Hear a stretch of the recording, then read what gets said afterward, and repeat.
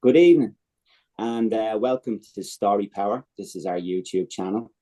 And this evening we have a very fun little Q&A, and we have invited four wonderful guests to participate with myself, Trevor Colgan, and my business partner, Stephen Bourne. And the idea is that we were going to have a general conversation about storytelling, the kind of beauty of storytelling, the challenges of storytelling, all of the different facets. So before we begin with the questions, I'll just go around the table. I'm going to say it's a round table because it just sounds more romantic than just like blocks on a screen. So obviously I'm Trevor. I'm one of the co-founders of Story Power. We have Stephen, who is my partner, oldest pal, since we were 12, and we've put this mad idea of a business together. Yep. We then have the wonderful Caitriona Mhurchu, who is a wonderful actor, a fantastic writer, and a bit of a polymath, I think it's fair to say. A great friend of mine from working in RTE. We also have Sam Atwell, who is another polymath in many ways, actor, writer, director, producer. I think he's kind of the Batman of the west coast of Ireland. I think that's the new thing, isn't it, Sam? Yeah, that's a new thing. Yeah, taking over the west now. We also have my friend Derek O'Connor, who is another wonderful writer, director, producer, and for me, one of the most plugged in people to the artistic community in our little country that I know. He kind of knows everyone, and everyone likes him, and I think that's probably the nicest thing I've ever said to you, Derek. It makes me really uneasy now. So yeah, I'm setting you up for the bum's rush. Yeah. And last, but by no means least, we have Joy Harmon, who is a very close friend of mine. She is a young novelist and a very, very talented young poet, and has joined us as the junior member of our discussion, but will give us we'll bring down the average age significantly amongst this group. Well, I think will also give us a very fresh and unique perspective on the whole aspect of storytelling and the different facets that we all find so interesting and pleasurable. So I will open it to the floor. I'm not going to put pressure on any one individual. If there is a question that someone would like to ask to get the ball rolling, any volunteers? Sure. Thank you, Sam. No worries. Yeah, so I guess what was you're looking at bringing story that's used in, say, a television sense, or even the structure of story into real life situations. So I find that incredibly interesting, because often we're doing it the other way and taking from real life situations into story. So yeah, I'd love to hear more about that.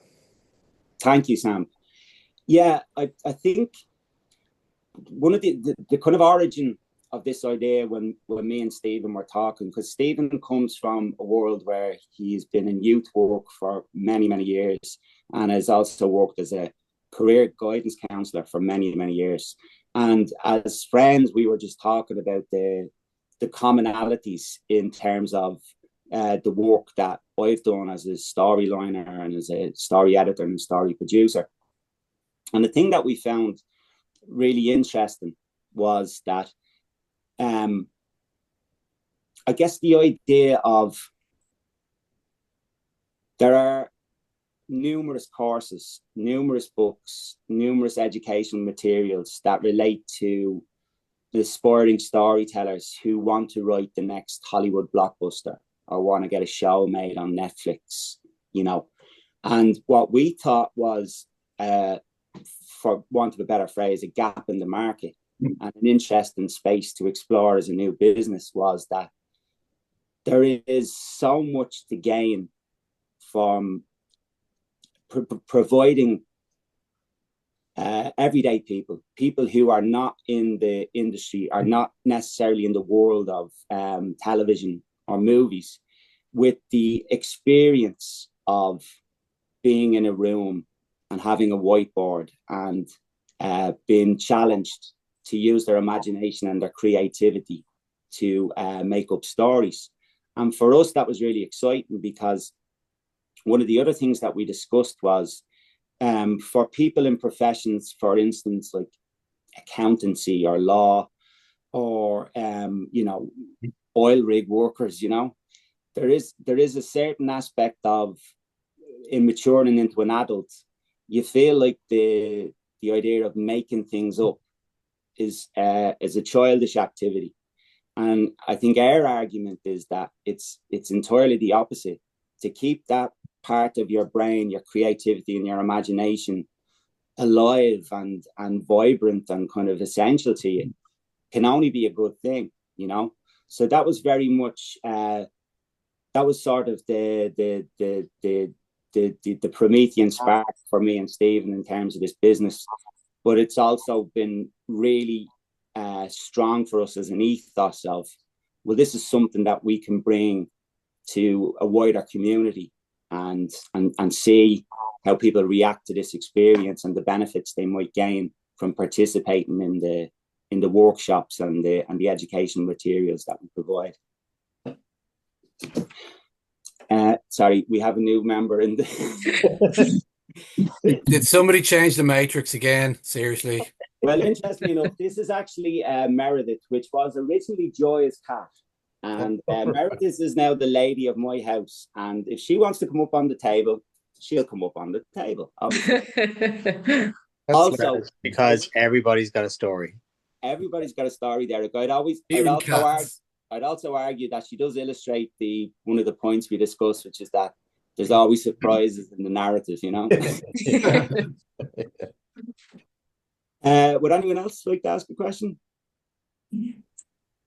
Yeah, I'll jump in. I suppose just in terms of what you would hope to do, and again, we all kind of have a background in storytelling to some degree. And I suppose they look at it from an Irish perspective. We're often called the nation of storytellers. Everyone's got a story to tell. How does it actually cross over? Give me an example of somebody who you have worked with, or where you see opportunities to help people to tell their stories and to tell stories. Because I think ultimately telling stories is one thing, but the thing is as well as that people are such rich minds of stories as well. Thanks, Derek. Yeah, well, we recently did our first in-person session, which was with our old college that me and Stephen attended, Coolach, and we worked with a group of creative writing students, and that was interesting in the sense that they obviously have a kind of an inbuilt interest in storytelling and creativity. And what I found very interesting was that working with them, they were a font of brilliant ideas, and they had so much enthusiasm and imagination, that kind of natural kind of engine of that kind of creativity. But what they were not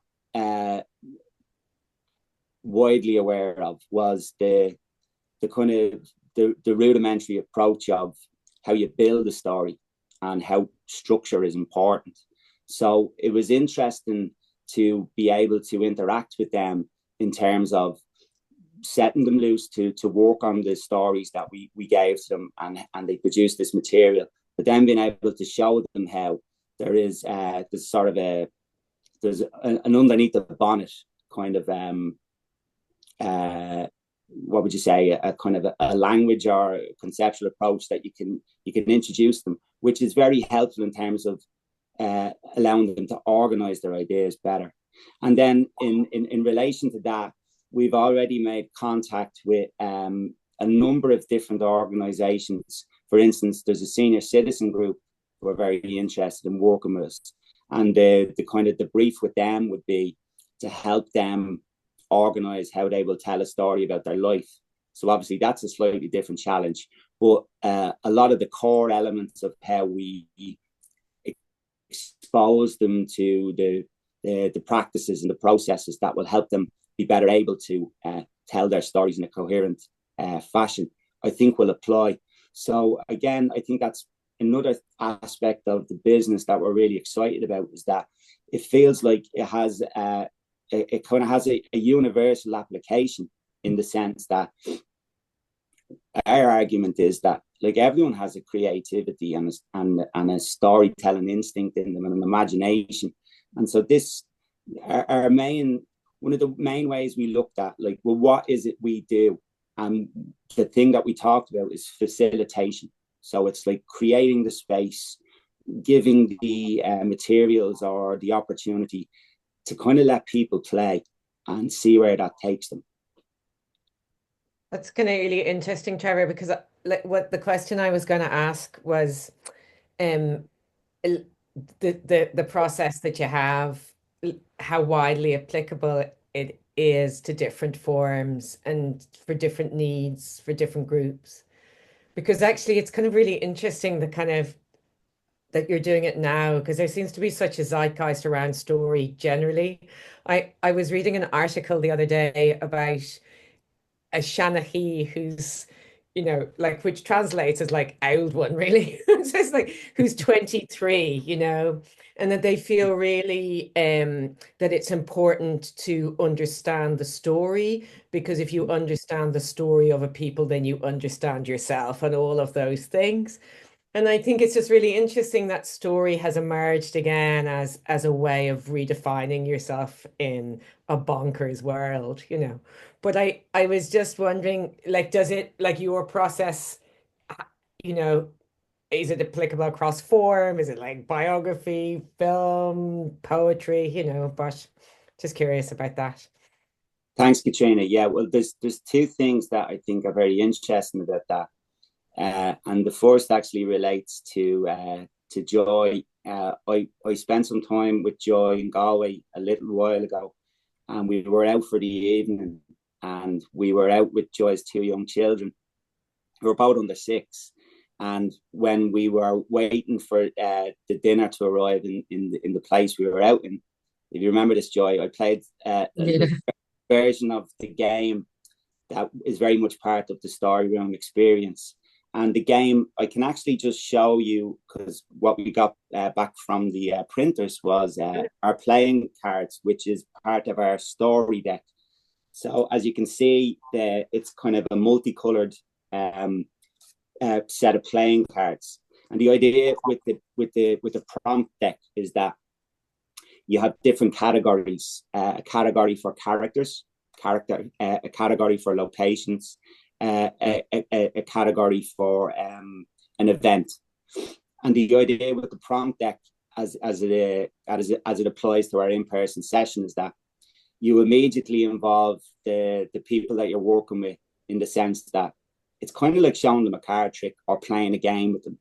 And as they pick their prompts, that will then specify to them what they need to include in the story that they're going to build together. And when we did it with Joy's children in the restaurant, I mean, they just immediately locked into it, and they kept them quiet for about 20 minutes as well, didn't they? Yeah. And I think the lovely thing about that, Caitriona, is, even as me and Stephen were talking about building the prompt decks, we realized, well, you know, this can be tailored to the groups that you work with. So again, one of the groups that we'd be looking to work with is a group that uses English as a second language. So obviously we can tailor the prompt deck for people who don't have such a strong grasp on English. Also, as Stephen pointed out to me when we were talking about the prompt deck, is that some people work better with visual and audio cues. So again, these are all things that we think are very easily incorporated into the core element of making it play, making it a game, and giving people the opportunity to learn in different ways. And just to speak a little bit about the story room experience, because that's our in-person sessions. So the idea with the story room experience is that we look to work with groups where we can break people into teams. and we give them the pick from the prompt deck, and then they have 30 minutes to write up a story on a whiteboard.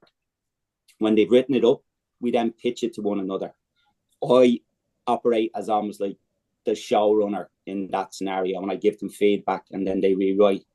And the thing that we're really, really keen to express to the people we work with is that it shouldn't feel like an exam or a test, because it's all about creating an environment where people feel free to play, but also feel free to make mistakes and, you know, have bad ideas. Because as we know, as people who've worked in the creative industry, like that's a kind of diminishing space with a lot of people who feel like, with the rise of social media, for instance, that you become reticent to take a position on anything, or to, you know, to express an idea for fear of judgment or scorn. So again, for us, like, even that is an ambition with the story room experience, is that it actually creates a safe space for people to play in that way. And then in relation to, because I think Derek alluded to it as well, in terms of like, so what are the applications for, say, if you're working with a group of people who work in accountancy, or a group of people who, like, you know, are electricians, why would they want to do this? I think that the thing that's kind of ubiquitous about the benefits of the experience is that, and we've got a few veterans of story rooms in the group tonight. You have to work as a team. You have to learn how to debate and argue out your ideas with other people. And you also have to learn how to express your idea and communicate it in a way that is clear and is kind of legible to the other people you work with. And I think this is where Stephen's experience as a career guidance counsellor has really come into play for us, is that these are all of the practices that are important when you're working with a person who wants to change career, who wants to learn interview technique, who wants to know how to go about building a CV that stands out. I feel there's a commonality in terms of like how we go with story structure and how we present a story, that there are similar skills involved in that. So that's where I feel it's applicable to people from all walks of life. I just can't wait to see this on an oil rig. An oil rig with Mexico. Yeah, no, I'm really looking forward to that one. Yeah. Being winced up with me prompt cards, you know. Do you know what I mean? Yeah. And Stephen, what did like you coming from career counselling and youth work, like what sort of things are you bringing from that to fit in with the idea of story? I suppose fundamentally, like, what's the quote? All the world's a stage, and we are players. Like, slightly paraphrased, but really, fresh. if you look at it, really, like, from a life context, from a creative context, we are all in the midst of stories. We are all creating stories. We're drifting through stories at the moment. Interesting ones, definitely topically at the moment. And so what is brought with that, I suppose, is a reflection and awareness of one story. The stories you're telling yourself, and a reflection on that. So there's an empowerment in that. So that's the power, I suppose, part of StoryPower. The magic really is in groups. There is a natural magic, a spark, if you will, where different groups kind of interplay with each other. Gentlemen, no fighting in the war room. ... So it's an interplay of the overall kind of engagement in a group. So the stories themselves, like if you have a few people in a room, throw in a few ideas and prompts, it's not to corral, it's to start off a widening of a conversation. So in answer to your question, Sam, it's the individual work and a reflection on a person's story. It's to harness and enable the magic that there is within a group to develop a story forward. Because the beauty part is everyone comes from different stories and brings different experience, different knowledge, different awareness and perspectives. And all of that, when that comes together, really, like, that is the lightning in the bottle, or the power in the story. I suppose, as well as that, it's helping a person to represent their story, because perhaps a person throughout the course of their life hasn't had a chance to represent their story in a way, a medium, a format, whether that is fiction, non-fiction, whether that is career or whatever. So it's a form of expression and opening out, I suppose, of a person's previous journey, and it goes where it goes, and the magic kind of moves forward with the person itself. So that's really, it's those 3 points, Sam, that is common with career guidance, career advice, career development, and story itself. So fact and fiction, I guess. I love the magic moving forward. You had me at that. Yeah. Joy, would you like to ask a question?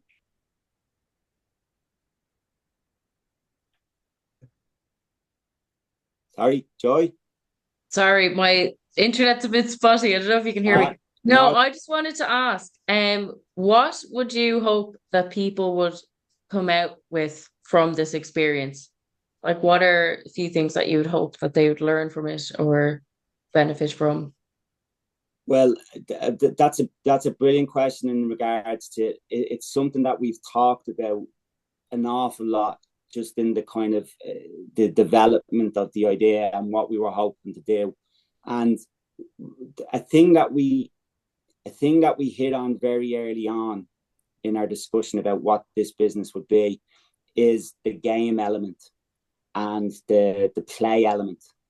And the reason that kind of chimed with me and Stephen, given our different experiences, was that I actually did some teaching in Griffith College a couple of years ago. And when I went in to do the teaching, I had delusions of being Robin Williams in Dead Poets Society, talking to them for 2 hours. And you seizing the day, Trevor, were you? No, it was a big dream, Stephen. It was like hanging on my every word. Yeah. And I always remember the first class I did with that group, and they were just looking at me like, you know, I was speaking Vargon 7. I was from another planet. And the way that I kind of found my voice, even as an educator in that context, was I created a game for them. It was the prompt game. And what I thought was really powerful about that was, because I'm sure everyone has been to different, say, lectures or talks or, you know, educational opportunities where, and especially in the world of like people teaching story or, you know, approaches to writing, it can feel a bit laborious because it's like 6 hours of someone talking about these different principles. And so we were very much, well, like, that's not going to work for us. So what we thought was key with the people that we would get to work with in this business is that if you can empower them and involve them at as early a moment in the process. So for instance, like with the story room experience, like it's currently like a 3-hour long experience, but with the prompt deck, it means that after like a 3-minute, 4-minute introduction, we can actually just go to them, pick a card, any card, and they're already involved in the process. They're empowered to lead the way. And I think that's what's really, really exciting about it. And like, but Joe, you worked with me many years ago when you were working on your novel. And one of the things we used to do was we'd have the whiteboard and we'd just get the markers out and we'd start working out what the plan was. And for Sam, Derek, and Caitriona, as veterans of story rooms, that is the kind of alchemy of starting off with a blank whiteboard, and it has to be filled. And that's a kind of pure distillation of like the best part of being in a story room.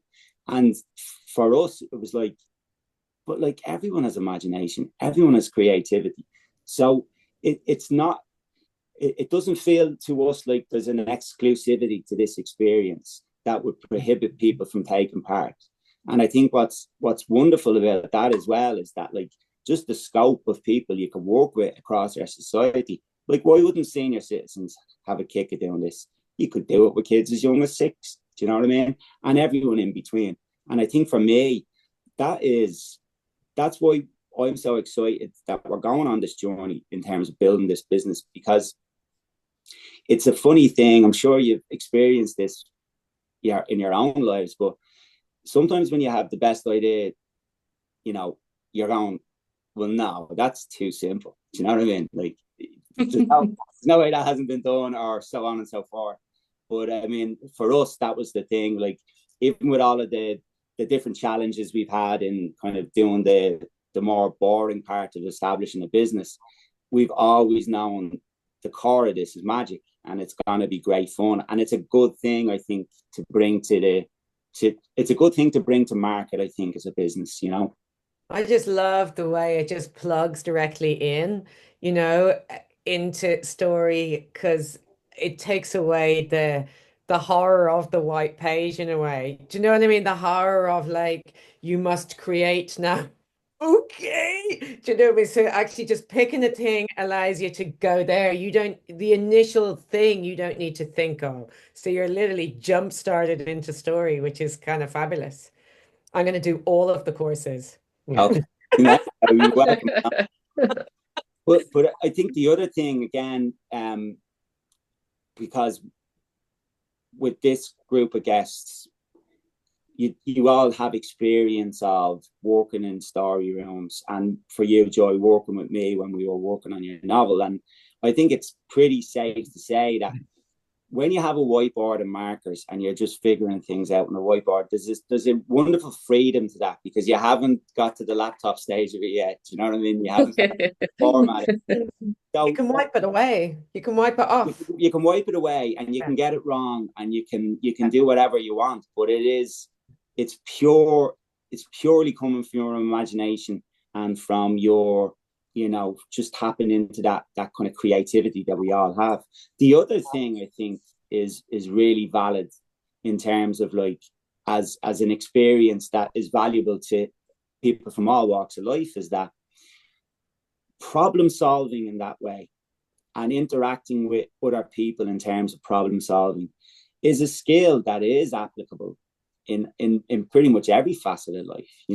Organizing your thoughts in a more kind of ordered and clear way, and working through that process. So again, it has that lovely thing. It was what I found with the students that I worked with in Griffith, was that I really connected with them when I introduced the game element, because they were kind of doing the work for themselves, and they also had that kind of that lovely thing of, like, it didn't feel like work, because there was that fun element to it. And it's a thing that you have to be so present for as well, which I think is something that people don't do enough nowadays. It's like you're really in the moment and saying the first thing that comes to your head. And as you said, it's a safe space with no mistakes, which is, I think, a really great thing. There's a beauty in that messiness. Like, there's something, there is something magic in that kind of the blank whiteboard and the, like, idea pylon of, like, what about this, and what about this, and what about it, and a prompt starts that idea process, like, rolling down the hill. And that there is a wonder in that, of kind of getting something wrong, if you will, but, like, taking a left when you could have took a right, and finding what you weren't looking for. So that process of creation, the almost constructivist process of basically, like, we're going to put this together as a collective group. So that kind of the interplay really between people of different ideas, and there is something wonderful when that kind of comes together. Yes, there is a creative friction, as there is with everything. There's a birthing process in terms of the ideas, but there is something kind of magical about that when people get together. I've, like, from years of work, youth work, and career development work, and having seen the story room experience, it's really interesting where people take the initial kernel of an idea. When somebody puts something into the group, whether it's a prompt or whether it's an idea after the prompt, it's really fascinating to see where that goes, because it's someone set up and they just run left where there is no kind of rhyme or reason. So that messiness is where the magic is. That's where the power is. Could I ask a question just of the guests? Because we've talked a little bit about us kind of feeling the importance of creating an environment, a space where people can fail. Does that resonate with you guys as something that's valuable to provide to people? Oh, Well, sorry. You go. No, go ahead, Caitriona. No, absolutely. No, you go, honestly. We're a very polite group of guests. Yeah. like any good story. Yeah, exactly. It's a very accurate reflection of what happens. I think I've forgotten the question. We were so polite, I've actually forgotten. I was just saying the idea of creating an environment, a space for people to feel comfortable, to fail, to try things, to get things wrong. Does that resonate as something that is a useful thing to bring to people as an experience? I think for me, it's about having confidence in your voice, and I think that's an element, presumably, that is underwriting what you're doing as well, which is, I suppose, in a story room, because there is a kind of a back and forth, it's a dialogue. But the understanding is that everybody brings a piece. But I think to even be able to bring that piece, and this is where for people who maybe don't have experience, and that's I've taught a little myself, and I think that thing to kind of encourage, it's like fanning a flame, people's own voices, because I think we so get caught up in, particularly these days, I think, because everything's so algorithmic, in terms of storytelling and in terms of what we're being fed and what we're being told. That power of a singular individual voice. And I think and I think you've probably all experienced something when you happen upon one, when you find confidence in your own voice, so you bring your own thing. And then the other thing is just seeing another voice bloom, and just seeing something. And I found from personal experience, it's people, it's the quiet ones, it's people you don't necessarily expect, And the thing is that within that space, like, again, we're a safe space, no judgment. That's where kind of all the gorgeous stuff comes from, Yeah.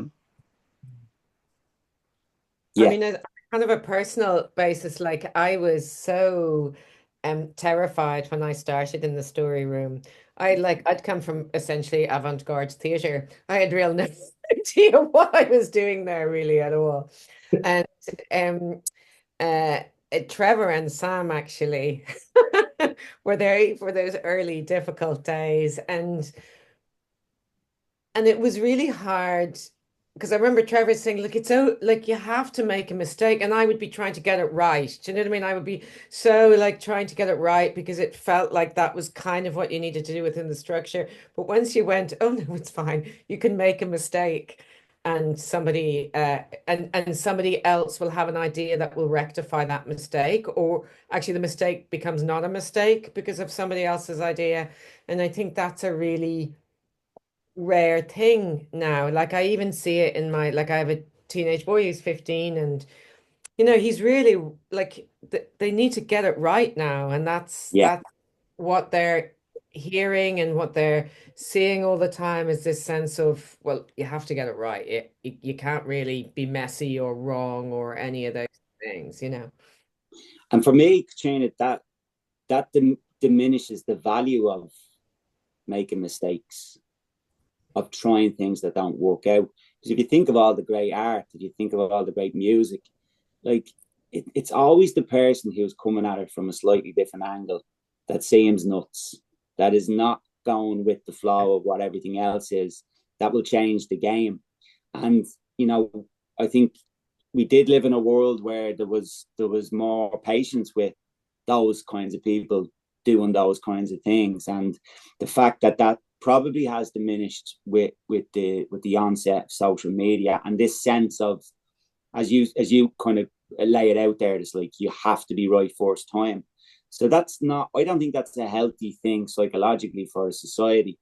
And I think that's why, even, I know it sounds slightly kind of self-righteous, the safe space, the environment. But as we all know from working in those situations where you're making something up with another person or a group of people, and you work for this common goal, is that there's a huge amount of potential for growth in that experience. And I think that's the thing for me. Again, even with the first session we did, you could kind of see it happen, because I think Stephen alluded to it as well. There's always there's a geography, there's a dynamic within a group that you assemble. So you put a team of 5 people together. There's the person who's talking all the time. There's the person who's not saying anything. But what we witnessed as they went through the exercises was that those dynamics shifted, and I thought what was very interesting about it was they kind of all needed each other, because if you get 3 prompts and it's like cowboy, amusement park, dystopian thriller, like. No matter how shouty and loud you are, at a certain point you're going to go, anyone else got some ideas? That even fosters that idea of like, oh, can't do it all on your own, so let's pool our resources. Well, that perspectives, I think really some of the fundamentals of it is the perspectives, and everyone brings a life of experience, a life of knowledge, culture, understanding, an overall lexicon of kind of words that they apply to different things. And the perspectives, like, if everyone is faced the same way, we all have the same perspective. But if someone slightly glances, oh, what about over there? The perspective changes, and the connection between the group and where the actual orientation of the story goes changes. And that is the great element of story. So when somebody is essentially looking at the overall story, whether it is the prompts, whether it is the person, the place, the incident. But it was really fascinating for me, but in the group, some went for the character and focused on that and the interplay in the overall plot and where that would go. Whereas others looked at the situation very visually and imagined it like visually and how the story will be laid out. So it's really fascinating, the perspectives that people take on their ideas and how they communicate them, and the meeting of those two warm and cold fronts. Basically, like, it's fascinating to see what kind of comes from that. I'm not exactly sure what weather comes from, hot and cold fronts. If anyone wants to chime in there with any weather knowledge, let's just call it a cyclone. Yeah, let's go with that. Yeah, absolutely. Yeah.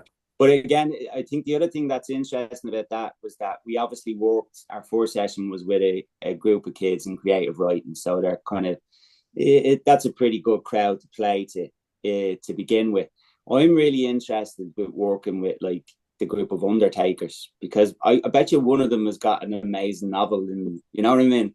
And I think that's the other thing for me that is really exciting, because we all know that in our journey and becoming involved in the creative world and following our kind of artistic dreams, that there's always something that turns you on or something that kind of opens the door. So, for me, it's like I have a very strong feeling that as we get to work with different groups, there will be someone in that room who's like, oh, I can do this, And I think that's even a nice thing to strive towards, is like, hey, we opened that door for you. Because I always felt that I don't know whether you guys were ever told that, but like when I was in college, my mentor came along, and that kind of just changed my whole view on the world. And the one thing he always said to me was that when the time is right, you've got to do that for someone else. So it is that slightly cheesy. I can't believe I'm referencing Pay It Forward, but with Kevin Spacey. But there it is. We're recording, so there you go. Yeah. Probably don't use him in your marketing. This year, Mr. Miyagi moment, Trev. Like, you're gonna have someone painting your fence. Yeah, Miyagi, go Miyagi. I go Miyagi. I think Miyagi's probably better bet. Yeah, get that wax for the car, bro. I think there's a kind of, and again, it's a thing of story rooms and story as being a professional or quote unquote professional storyteller. I like what you're doing is you're providing people with the tools, because I think that's the thing, is that there's so many trades where there's a mystique I couldn't possibly, or I could never, or people be like, well, it's my process. I must have my tea. So I think that notion of just making, just giving people the tool, because I think people innately have the tools, and then it's kind of demystifying the process. Because I love it. I'm always obsessed with process, because, and the thing is the more you kind of delve into it, you realize there's no hard and fast rules. It's just, you got to find what works for you. And again, some people, you try to apply the process, malfunction occurs. That's the fun of it, is just playing to the strengths of the people. So I suppose what you can do, and that's the exciting part of it, is that you're demystifying at the same time, but also you're kind of legitimizing, going, let's hear your story, let's hear your voice. Yeah. And again, like, it was part of the reason that we chose that name for the in-person sessions, Derek, the story experience, because if nothing else, this is an experience that probably won't be like anything else that you'll have probably involved yourself in. So again, for me, that's a powerful aspect of it, that it's like you bring this to people who may not have the opportunity or even the thought or the inclination that this is something that would interest them or something they can do. So as you say about that, demystifying it, and opening them up to, like, well, here are the tools, this is the process, and you already have inherent in you the raw material to do it. I think that's something that is that for us is like we had so much fun doing the first in-person session, and we're a new business, so it was a bit ragball rovers, it was a bit ad hoc. Crucially, as I did my introduction and I gave the first participant the markers I'd bought to write on the whiteboard, she very helpfully pointed out, this is a Sharpie. This is permanent marker. Hold on. I was able to pivot really quickly. You see, this is why StoryPower is so cool, because you never know what's going to happen. Like, it's not a marker, it's a metaphor. It's a metaphor. Yeah, absolutely. Yeah. It's a vessel of knowledge and creation. That's what it is. So one that if the Sharpie had have happened, like the Stone Roses song, we would have been etched in stone rather than scratched in sand, in essence. So, and probably banned from collage to do, like, a very ignominious return to our alma mater, But put it this way, that was the first hurdle. Like, I'm sure with any story creation process, there are hurdles, initial hurdles, and you're navigating the land of Sharpies, not a promotion. Basically, was the first kind of hurdle to be overcome, and ding, there you go. So, one point I'd like to kind of circle back on is it was a point that you made, Derek, about expression, and pretty much everyone has kind of made this point along the conversation. And to kind of draw, this comes back to the very kind of essence of where my story in terms of career development and Trevor's story in terms of story collided, really. Like, for me, the empowering bit with people is the stories that people tell themselves about themselves. I can, I can't, I should, I shouldn't. Like, development belongs to me, belongs to someone else. So that expression and that empowerment is quite important.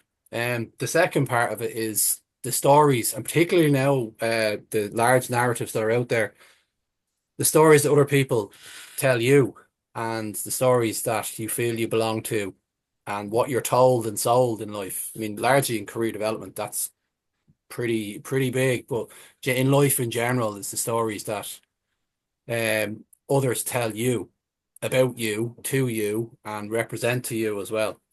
And the third part, I suppose, that particularly resonates is how you represent your story. So when you are expressing who you are, in whatever form or format you do that, it is that expressive element that you talked of, Derek, which is your story into the world.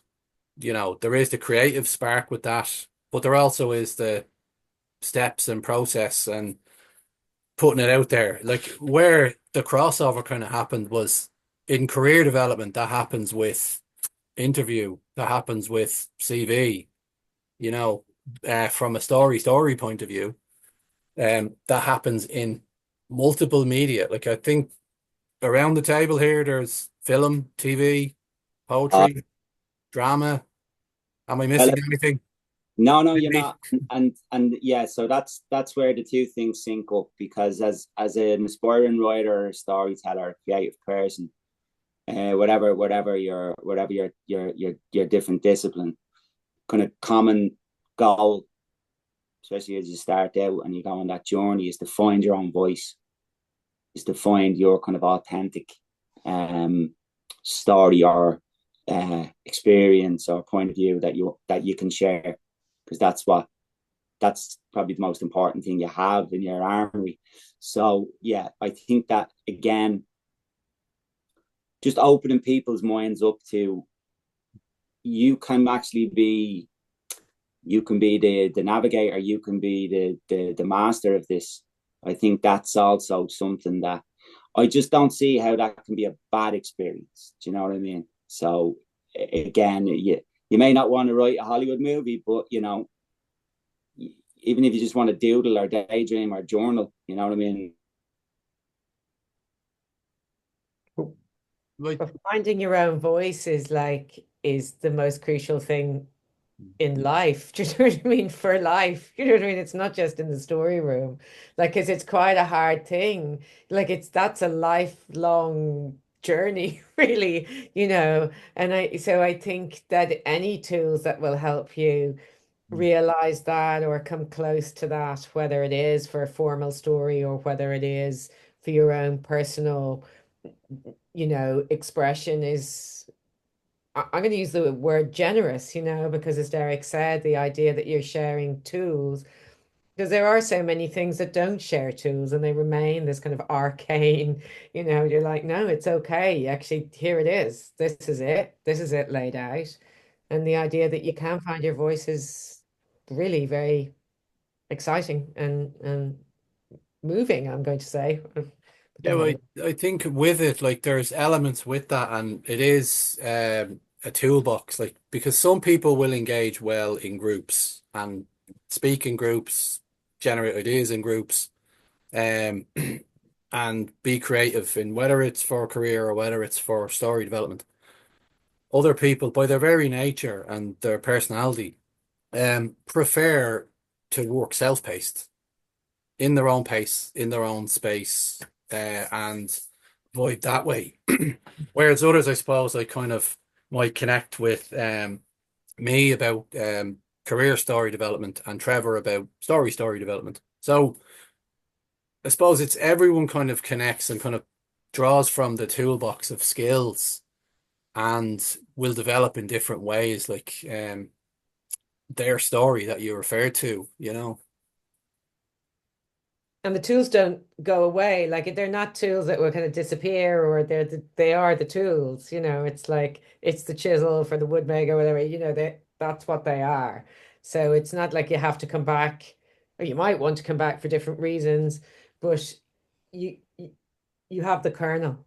You're kind of given it, really.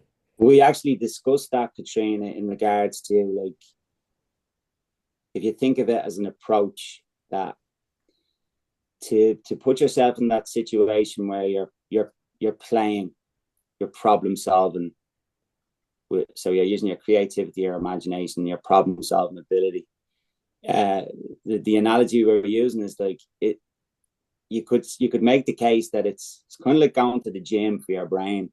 Do you know what I mean? Like, so you're keeping yourself sharp and engaged. And obviously, what we know about physical activity is it's the repetition that gets the results. So I think that's the other thing we're hoping for, is that when you expose people to this, it's something that they'll actually get an appetite for then, and I think that's a positive thing as well, because we've actually had, we're kind of we're really at the cold face, I guess, launching a new business because of how ubiquitous AI is becoming, and we were just realizing, like, we're kind of like, Che Guevara, we're a bit guerrilla warfare here. We're kind of going, no, we will stand against AI. You can do it with your brain, Well, the irony of AI really is, like, if you look at it, it gives with one hand and it takes away with the other. Like there's elements that, like, can hone and develop and so on. But fundamentally, what does it do? It's a large language model. You know, there's 6 large language models in this room. You know, it's each housed like just above our, below our hairline and above our eyebrow line. It's like there's, there's elements of development and creativity and so on. The only thing about it is it's a prompt-based system. So it's very much here's a prompt. So if a person is unclear of their story, this is the irony of AI. Like if you're unclear of your story and you're giving this into AI, it's input output. So crap in, crap out is in essence really like so. But so I think the fundamental thing that AI for me takes away, I'm not anti-AI. I'm like, I'm more kind of use it in a way like a tool in any toolbox. But for me, essentially what AI takes away is the fundamental capacity for human beings to solve problems themselves, get stuff wrong. Like it's not about kind of, sleek 3D printing of concepts. It's more like let's get stuff wrong and find stuff we weren't even looking for. So in career concepts, that's called happenstance. It's like let's find something we weren't even looking for because that's the magic. It's not about going, can I have a hamburger and fries and that magically appears. It's finding something you weren't looking for. That's really the creative magic. AI doesn't really do that. It basically asks you what you want, you give it, and you don't have to solve any problems to get there. So for me, that's the biggest challenge for AI when someone is creating is, in essence, really it just 3D prints without your capacity to problem solve and be creative yourself. But also you were talking earlier about obviously the importance of finding your voice, not just creatively, but in life. And I think the thing with something that's written by AI is it doesn't have a voice. There isn't that unique touch of somebody who may write in a particular way or think of something in a particular way. That's all gone. It's just almost like, I don't know, like a blueprint almost, that could be used for anything, like it'll answer a question, but it's not necessarily very specific or anything unique. From my experience, anyways. No, absolutely. And it hallucinates anyway. Yeah. And like again, for me, like the creative experience for me is that it's the mutation in the experience, as Stephen's alluding to. It's like the happenstance, but it's like, because we've all probably done the thing of writing an outline for something we're working on, and this is your roadmap, and you're not going to deviate from it. And as you get into it only applies to the beginning, because you could go anywhere. Do you know what I mean? And it's usually in those blind alleys and those wrong turns that you find the pot of gold you didn't even know was there. So yeah. So again, I think all of those, they're very much at the core kind of aspects of what we think we can do with this business and what we think we can provide to the people that we work with. Stephen, I was just going to say, I think we're coming up close to our hour. Are we? Yeah, pretty much. Like, if anyone's got an extra 50p to throw on the meter to keep things going, that'd be great. So I'll give you one last thought on the AI thing, because it comes up so much recently and it's in so many iterations. And I think that someone had said to me recently, because, in the same way that like the old trades are gone, the old ways, like the old ways are pretty soon going to be like coding, you know what I mean? Things like that, all this stuff. Yeah. Like it really gets back to, there is such a person in tech told me that they were saying, like, because I'm always like, one of my kids are afflicted with the creative gene, unfortunately, and they're making their own path, but they're like, go and tell them to stick with it, because 5 minutes from now, people are going to be like, what, this was made by an actual person, So, and that's, again, we get back to the algorithmic sense of you can copy something, but ultimately you bring it back to the rooms and you bring it back to people. And I think it's more precious and more valuable than ever to have those tools and have that capacity. So that's why I think what you're doing is, and again, I know the word generous came up. It's generous, to be able to empower people, I think is a mighty thing, That's a very encouraging thought, Derek. Yeah. Yeah, no, absolutely. Sorry.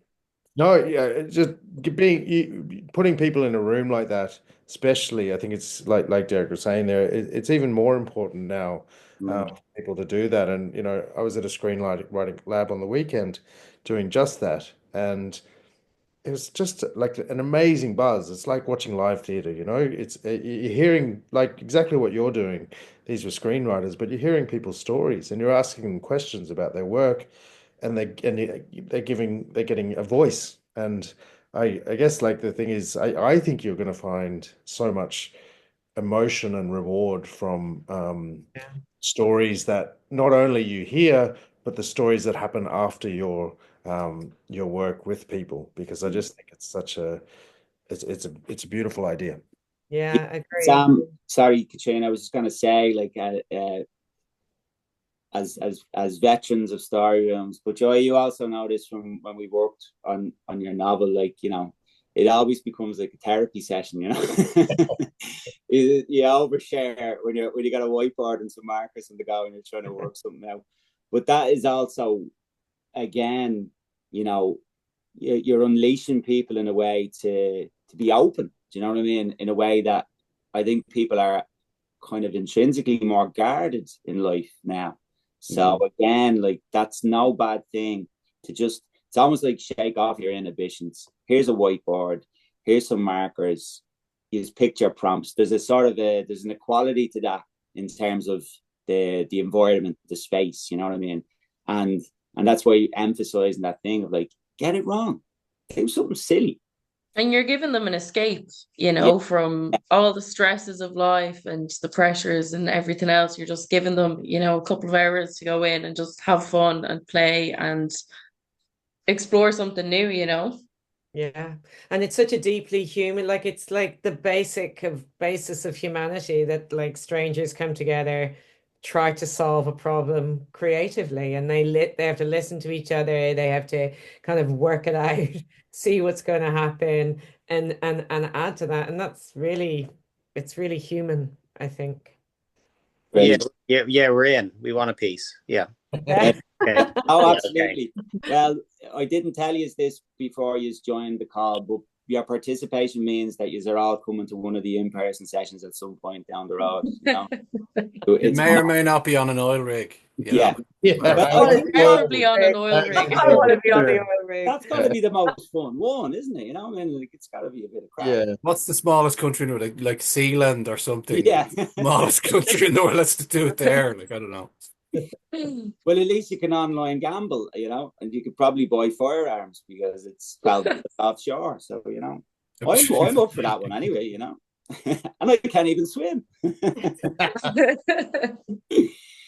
Well, listen, guys, thank you so much for participating. It's been wonderful to be able to just share the ideas and the concepts that we're working on, and just be able to explain it to you. And thank you so much for your questions.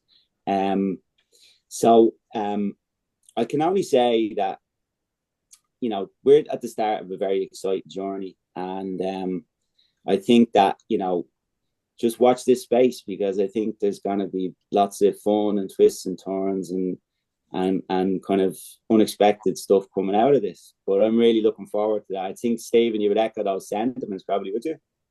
Yeah, I mean, like, the end of this month, at Jobs Expo in the RDS,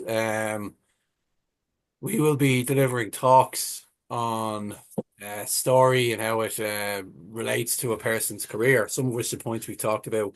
So that is Saturday the 26th of April, plug. And basically, I'll be walking around like Paul Daniels going, pick a card, any card. For that alone, it's got to be worth it. Alas, the RDS is not an oil rig, but like, it's Little Acorns. You could go in on a horse. Oh, yeah, absolutely. Trevor, you can go with that one, so. No, absolutely. Yeah. I'll get me joppers on the go. Yeah. Cool. Okay. You sound like you've planned this one out, man. Oh, yeah. No, it's all coming together. It's just a story in my head now, All right. Well, listen, guys, thank you again so much for participating, and watch this space. Best of luck with it. It's brilliant. Good Yeah. luck. Good luck, Thank guys. you. It's a great idea. Thanks Yeah. so much, guys. Take care, everybody. All the best. Bye. Bye-bye.